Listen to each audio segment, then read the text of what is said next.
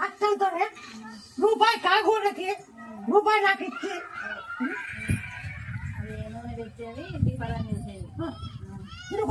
బతిస్తే రూపాయి నాకు రూపాయి కాకూడకి అట్లా చేసి ఆ రూపాయితో ఇంత చేసినాడు. 1 రూపాయితోనే నన్ను ఇంత చేసినాడు. చిన్నుకోకుండా నాకు కడుపు కట్టుకొని నీళ్ళు తాగి నన్ను చేసినాడు. చేసినందుకోసం మీ పొద్దు ఆయమ్మని వాళ్ళని చల్లగా చూసుకున్నాను పని చేస్తాను కదమ్మా. మరి రూపాయితోనే అమ్మ నన్ను వెలిగించాడండి. తినుకోకుండా నీళ్ళు తాగి ఊపిరి పట్టుకొని అని జరిగింది. రూపాయితోనే ఇంతవరకు తీసుకెళ్ళండి.